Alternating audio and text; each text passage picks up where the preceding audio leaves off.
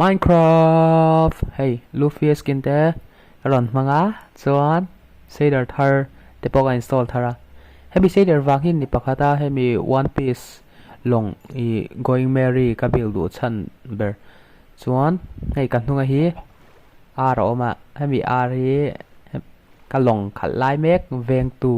ania aming chu Arnold ania chuan hemi leilon mang hian kan lon chhawng a kan fangkwal sinang going merry ole ole ole khoilang kan fangkwal masak berang sanjia rong bol na ngai mei chau kai fango chuan hi dokan ania ti hian khami khan te uber mai sanji kitchen chu chuan hei Olivera ania chuan solai thiar kar a son thla no ma o hemi thla ni soi lokang peria thlan ni kan savak kha athi dan soi lokang ole Minecraft taima hei ni som ni mo som thum liam tal thil thleng ania ti hian Oliver le peri tenen going merry sakna turin thiar kar danga thingte kan vakita chuan met block ti sang sang kha kan lakhoma going merry sang turin chuan atu ka khan doi thiam Peter pakhat hi kan be sa khan rong kalani chuan karil ru sabera chuan tha ai ma chuan kidnap ka tumani chu chuan ka inventory vel ka an khan ka stone vel eng ma lawom lawa chuan ti hian ka bei le ta ma se karil ru ka fathak le ni chu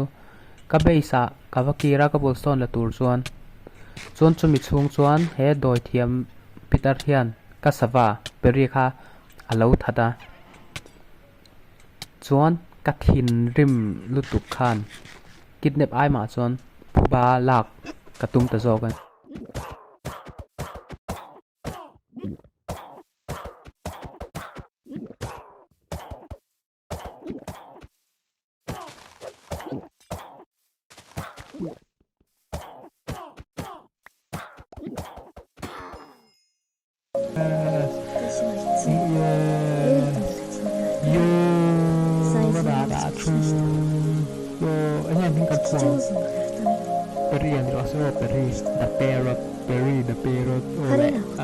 hian peria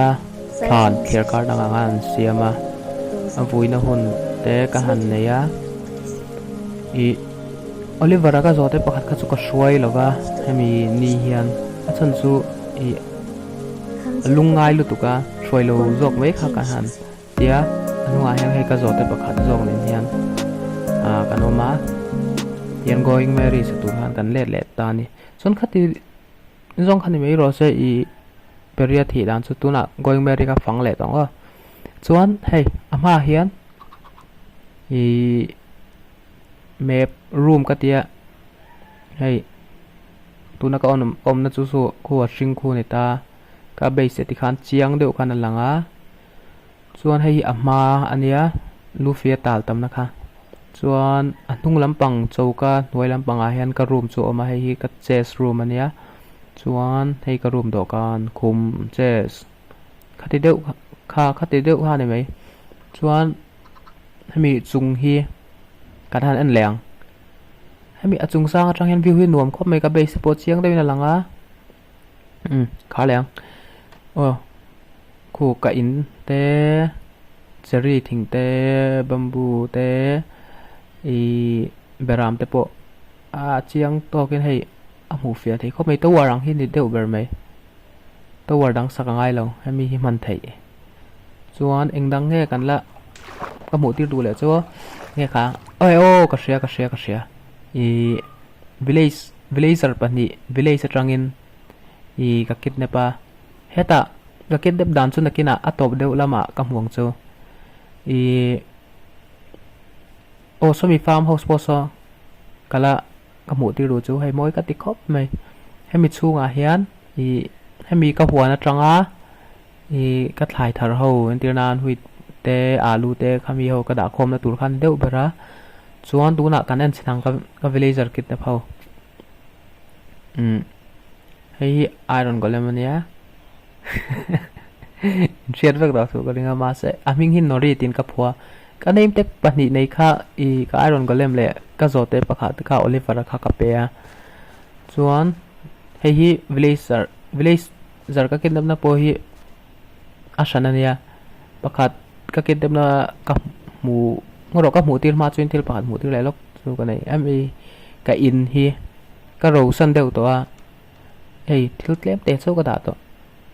kala in thiar chuak zo vek lo a chan chu going berry kha sarai lu tu ka thil nang ka ngai to man lo a chuan portal kan lu mai thil pakhat ka mu tir le du lok chu mi sei der then e chiang zo ken an lokang kalom na deu su thil pani nia van le hemi tui hi nia atuyom da hi a physics well hi atak hi ang ve reu ka dia hei an chiang ila hei in mu thiam yang chu ale portal le tong portal villager ho ka kidnap dan ber hei kong khar te ka siam deu thlap to a khat ni thom linga ruk ale lu tang o hei step te po hi ka siam zo to a chun an noi de wa han thil mu tir du chu ka ne ya hei hemi hi nakina kan en sinang episode danga chiang zo gen wale hemi portal rang hian kaluta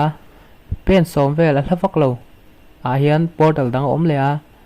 hemi portal a kanan chho chi hian I village kan thleng ani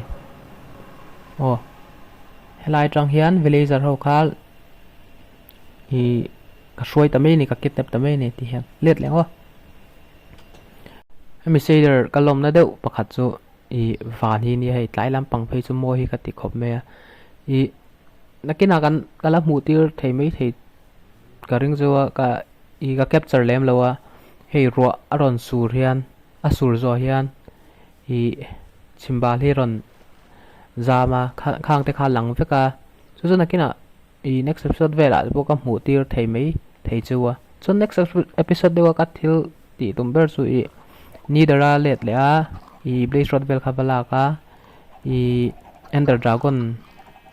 I kha be katum deu to a chuan I ka channel te min lo view sak tu te I khongai takin min lo subscribe a min lo like sak turin kan in nge na chuan I thil par kala mu lo chu hei ka in hi carpet hei apole engin ka han cheya chuan yom bye bye tro la